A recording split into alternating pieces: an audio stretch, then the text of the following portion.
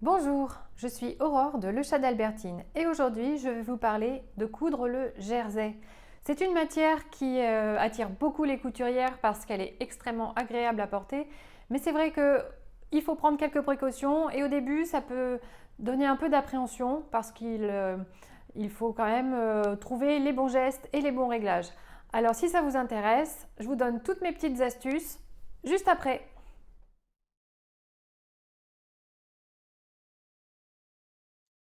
Eh bien, c'est parti pour cette petite séance spéciale jersey. Alors déjà, jersey, c'est un terme qui est un petit peu générique et qui va finalement regrouper tout un tas de tissus qui ne sont pas tous identiques, évidemment. En fait, le jersey, qu'est-ce que c'est? C'est un tissu qui va être tricoté. Tricoté parce que si on regarde bien, c'est pas un tissu qui est tissé comme du chêne et trame. Voilà, on a toujours cette espèce de ces petites lignes là qui sont visibles. Et si je regarde bien mon tissu, en fait, il est extensible parce qu'il est tricoté, par opposition, par exemple, à un tissu voilà, qui est tissé, sur lequel je vais avoir déjà des petits bouts de fil qui s'en vont, et en fait, où je peux voir les lignes des fils de chaîne et fils de trame. Donc, en fait, un tissu comme ça s'appelle du chêne et trame. Un tissu tricoté, c'est du jersey. Alors, le jersey va être extensible, mais ça ne veut pas forcément dire qu'il contient de l'élastane. En fait, l'extensibilité du tissu, elle lui est conférée par justement ce tricotage qui donne de l'élasticité à l'ensemble, par opposition effectivement à un tissu chaîne et trame qui lui va être beaucoup plus raide dans le sens du droit fil, même s'il est un petit peu extensible dans le sens du biais. Alors évidemment, pour compenser ça sur le chaîne et trame, eh bien, on va aller rajouter des matières qui vont donner de l'élasticité, comme justement l'élastane. Donc le jersey, en fait, c'est pas un tissu en soi, c'est une façon de fabriquer le tissu. En fait, on appelle plutôt ça la maille d'une manière générale, et puis par extension, on appelle ça le jersey. Alors, dans le jersey, vous allez avoir différents types de matières. C'est très souvent du coton, mais vous avez également du jersey de viscose, du jersey de lin, du jersey, ça existe même en jersey de laine, c'est beaucoup plus rare. Et puis, vous allez avoir des jerseys mélangés qui vont être un mélange souvent de coton avec autre chose pour garantir ou pour avoir les propriétés un peu des deux types de tissus qui constituent le mélange. Donc parmi les jerseys, on va trouver du jersey, on va dire standard, c'est-à-dire une simple maille tricotée. Euh, on va trouver du jersey maille polo qu'on reconnaît facilement parce qu'elle fait cette espèce de petite diagonale, de petits losanges en fait à la surface. Donc ça c'est vraiment le jersey qu'on utilise très classiquement pour faire tout ce qui est polo. Vous allez avoir le molleton, bien sûr, le classique des classiques. Donc c'est celui qu'on va utiliser pour faire typiquement les sweats, qui a une face en fait qui est grattée d'un côté et qui du coup est plus doux, mais qui sera un peu plus épais et un peu moins extensible. On a du jersey par exemple, jersey qui est là flammé, donc en fait qui est très très souple, qui drape, on le voit, hein, par opposition à celui-là qui est vraiment qui est plus raide et qui est presque transparent. Et puis des jerseys très très très très fins, vraiment comme du voile pratiquement, et très presque transparent, enfin même franchement transparent, avec lesquels on peut fabriquer par exemple de la lingerie. Dernier type de jersey qui peut être intéressant de connaître, c'est le jersey Milano. Alors le Milano, c'est un jersey qui a la particularité en fait d'être un jersey en double épaisseur, donc tricoté avec deux fils, une d'un côté, une de l'autre, un fil d'un côté, un fil de l'autre, ce qui fait qu'en fait, il est deux fois plus lourd que du jersey standard. Et sa petite particularité, c'est que là où un jersey classique, en fait, aura tendance à rouler sur les bords, le jersey Milano, donc c'est plutôt l'interlock, c'est pas le jersey Milano, l'interlock va pas rouler du fait de ce tissage un peu particulier. Le jersey Milano est une version de l'interlock, c'est une déclinaison de l'interlock. Donc quand on est débutant, je vous recommande de chercher plutôt de l'interlock ou du Milano parce que ce sont des mailles un peu plus épaisses qui vont pas rouler, qui seront un peu plus faciles à manipuler. Quand on est débutant, c'est plus agréable. Et puis bien sûr, vous allez avoir des jerseys qui peuvent être soit tissés avec des fils de couleurs différentes. Donc endroit en vert, vous allez retrouver les mêmes motifs. Et puis vous allez avoir des jerseys qui vont être teintés imprimés, tout simplement. Là, c'est le cas sur celui-là, par exemple. J'ai un motif sur un côté et il reste blanc de l'autre côté, sur l'envers. Voilà.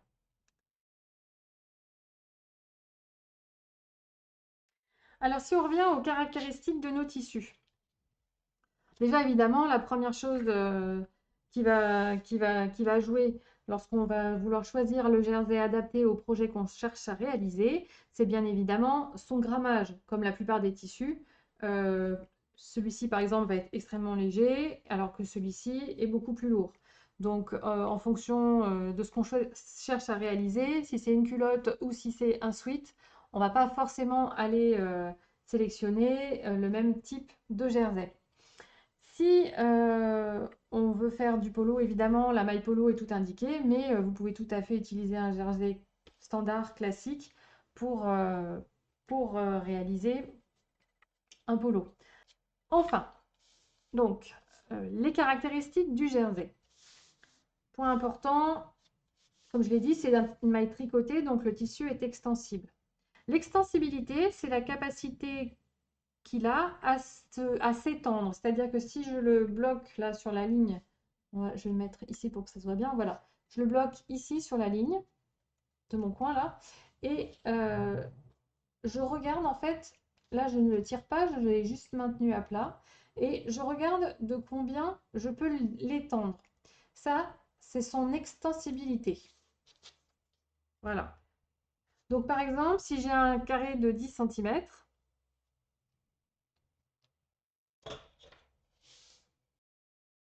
couper mon petit carré pour qu'il fasse 10 cm de long, c'est-à-dire que j'ai 10 carreaux. Ouais, c'est ça, je ne me suis pas trompée.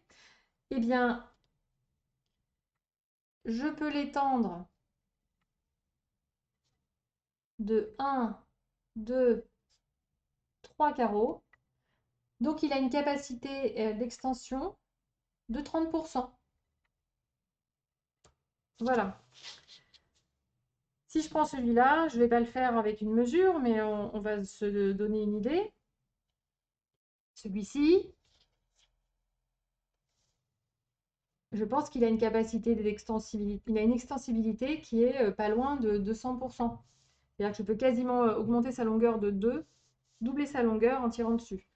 Donc, selon la nature de votre projet, eh bien, cette information est essentielle parce que si vous prenez un jersey qui est peu extensible, par exemple un jersey comme celui-ci, qui a une extensibilité relativement faible, alors que vous cherchez à faire une réalisation qui nécessite beaucoup d'extensibilité de votre jersey, vous allez avoir du mal à obtenir quelque chose de confortable. Donc ça, c'est vraiment un élément indispensable à évaluer lorsque vous sélectionnez votre tissu.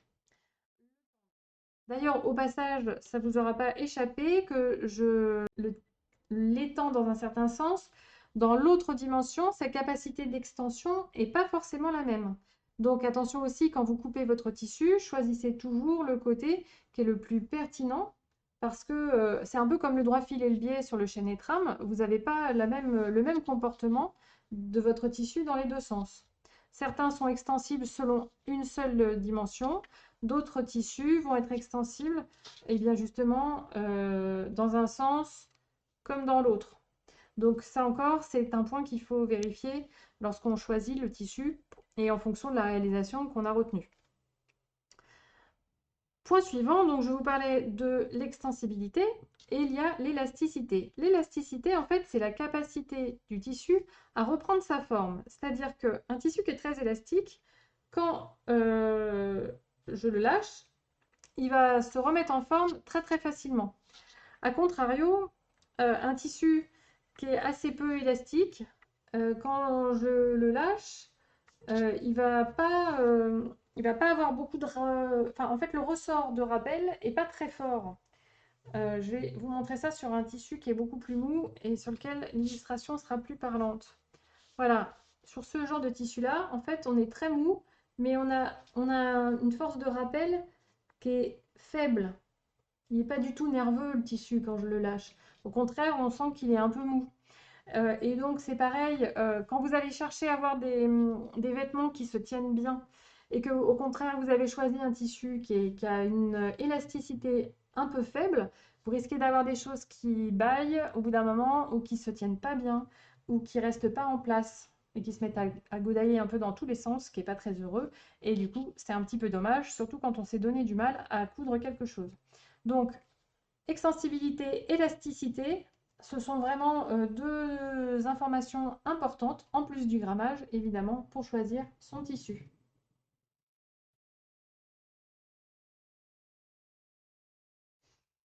Bien, alors on va parler maintenant d'assemblage. Parce que qui dit jersey dit réglage particulier ou assemblage un peu spécifique. Donc évidemment, lorsqu'on parle de jersey, on pense tout de suite surjeteuse pour faire les assemblages.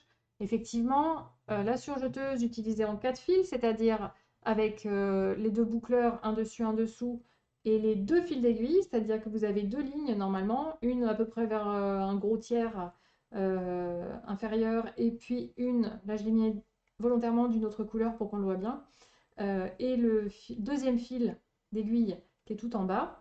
Ça vous donne un surjet qui fait à la fois la finition de bord et l'assemblage, et qui a le bon goût d'une part d'être solide, deuxièmement de faire à peu près 7 mm de large, ce qui fait une vraie couture avec une valeur de couture qui est maintenue par la deuxième piqûre d'aiguille.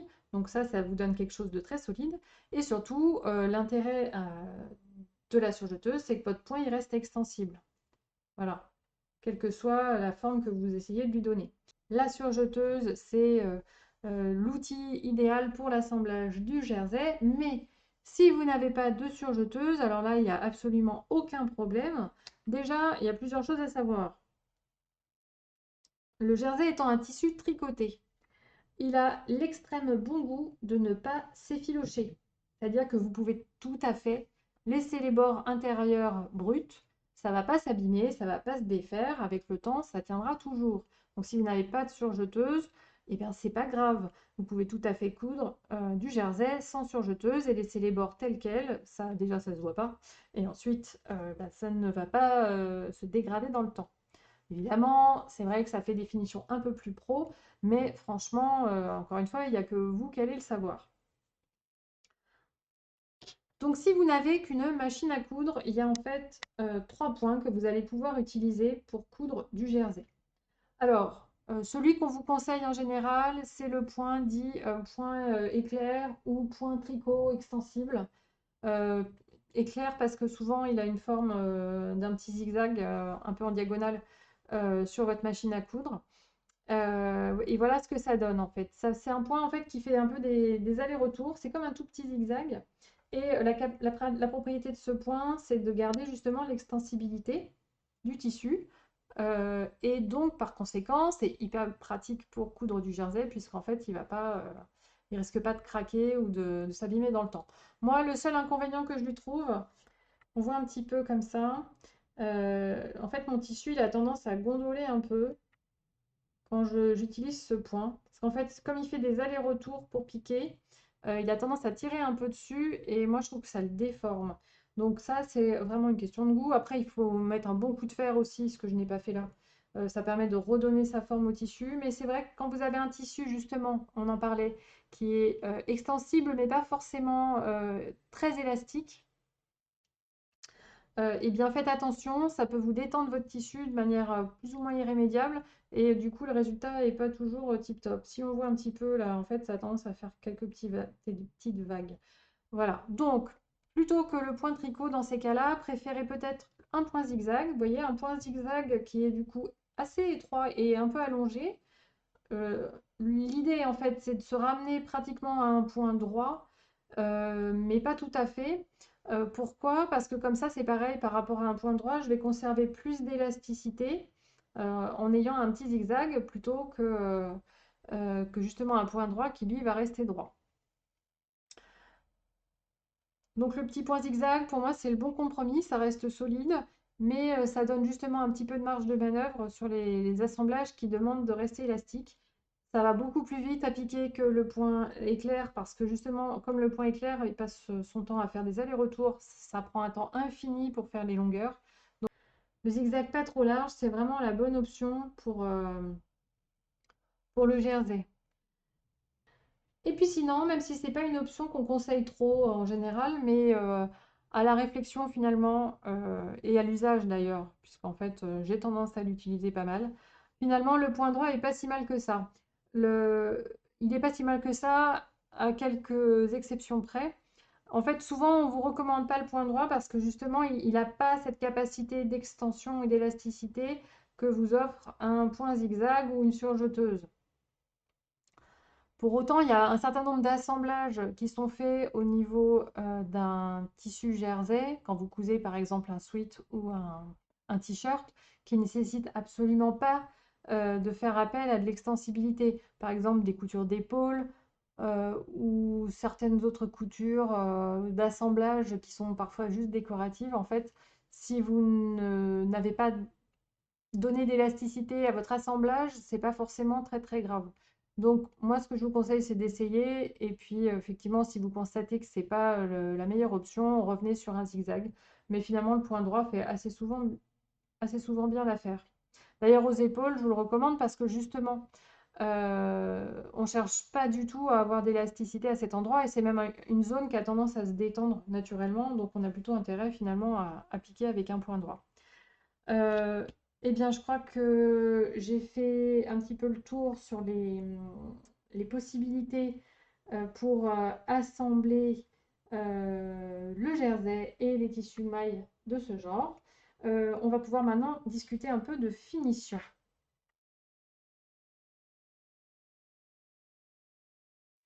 Finition pour le jersey. Quand on parle de finition, on tombe assez rapidement sur tout ce qui a trait à l'aiguille double. Et ben, j'ai choisi justement de ne pas vous en parler ici, déjà parce que, il y a pléthore de tutos pour vous expliquer comment faire, et ensuite parce que c'est une finition que j'aime pas. Et donc, du coup, je la fais quasiment jamais. Moi, j'ai deux options que j'aime bien pour finir mes badourlets en jersey. La première, c'est le point zigzag. Alors évidemment, on peut faire un point zigzag classique, mais moi, ce que j'aime bien, c'est le point zigzag triple, justement parce qu'il permet de garder de l'extensibilité et parce que sur l'endroit comme sur l'envers, j'ai quelque chose qui est propre. En fait, j'ai pas comme à l'aiguille double, souvent sur l'envers, ça fait un peu moche, ça fait des épaisseurs et en plus, ça fait toujours un espèce de petit bourrelet qui est assez difficile à résorber euh, avec même avec le repassage. Donc pour en finir, moi je trouve que la finition avec le point zigzag triple, c'est une très bonne option, qui a l'avantage aussi de ne pas nécessiter d'avoir deux bobines et qui va beaucoup plus vite à faire. Donc voilà, ça c'est mon petit conseil spécial flemmard. Et alors si vous avez un peu plus de temps, parce que c'est un petit peu plus long à faire, si vous avez envie d'une finition qui fait penser un petit peu à la recouvreuse, alors ça, c'est vraiment un truc que je vous conseille. Il ne faut pas du tout une machine spéciale pour faire ça. Là, j'ai pris un fil avec deux couleurs, donc ça fait un peu bizarre, mais voilà, là, on voit bien parce que j'ai pris un fil contrastant. Ça, c'est top.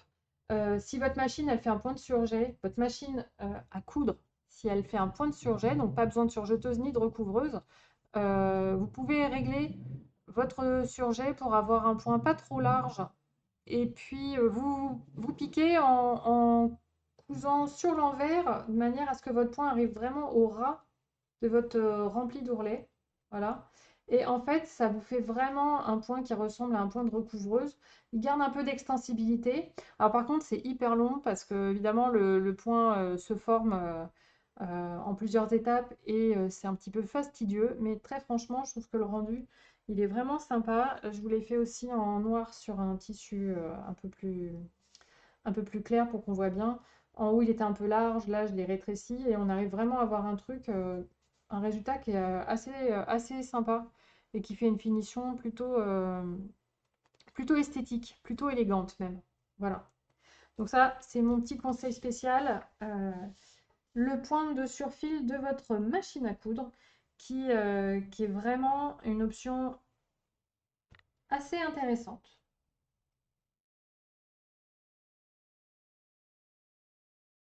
Alors, dernier petit conseil un petit peu bonus, même si certains sont sans doute des évidences, prenez toujours des aiguilles adaptées à la couture du jersey ou des tissus stretch si vous ne trouvez pas de jersey. En tous les cas, choisissez bien sûr une taille d'aiguille adaptée à l'épaisseur de votre tissu. Donc là, j'ai du 80, mais ça peut aller plus haut ou plus bas. Bon, avec le 80, vous devez déjà couvrir une bonne partie des cas. Faites attention quand vous cousez des jerseys qui vont être... quand vous cousez des jerseys comme ceux-ci, qui sont teints avec un fond blanc. Faites attention justement de ne pas prendre des aiguilles trop grosses parce que le risque c'est de faire des trous et de voir le blanc ressortir, ce qui n'est jamais très joli. Voilà, faites juste attention de ne pas prendre des aiguilles du coup trop grosses quand vous cousez ce type de tissu. De la même manière, sur les finitions à l'aiguille double, si vous choisissez cette option, n'oubliez pas de choisir une aiguille prévue pour les tissus stretch ou jersey, sous peine d'avoir également des points qui sautent, ce qui n'est jamais très joli pour une finition. Je continue avec les ciseaux bec de pélican ou à appliquer. Alors le nom barbare est barbare, c'est vrai, mais c'est simplement pour vous permettre, par exemple, de recouper une bordure de tissu sans risquer de couper, en coupant pile poil le long de la couture, sans risquer d'aller découper votre tissu malencontreusement. Donc là, bon, je ne me suis pas hyper bien appliquée, mais vous pouvez couper vraiment au ras sans aller découper votre deuxième épaisseur. Et ça évite de faire des trous ou d'avoir des finitions mal faites. Et c'est quand même assez pratique. Et l'essayer, c'est vraiment l'adopter. Bon, après, pour faire de la lingerie, c'est également assez pratique parce qu'on va se retrouver dans des configurations un peu de ce style. Donc, ça peut être un investissement intéressant si vraiment vous cousez beaucoup de jersey. Mais sinon, des ciseaux classiques font quand même tout à fait le job. Je termine avec deux petites choses. Déjà, si vous devez entoiler certaines parties de votre jersey, ça peut arriver qu'il y ait besoin d'une parmenture et que vous souhaitez quand même conserver l'élasticité parce que si vous mettez un entoilage trop raide, vous allez avoir quelque chose qui va rester du coup rigide, enfin qui va plus se déformer, alors que le principe du jersey, c'est quand même de pouvoir s'étendre et s'étirer.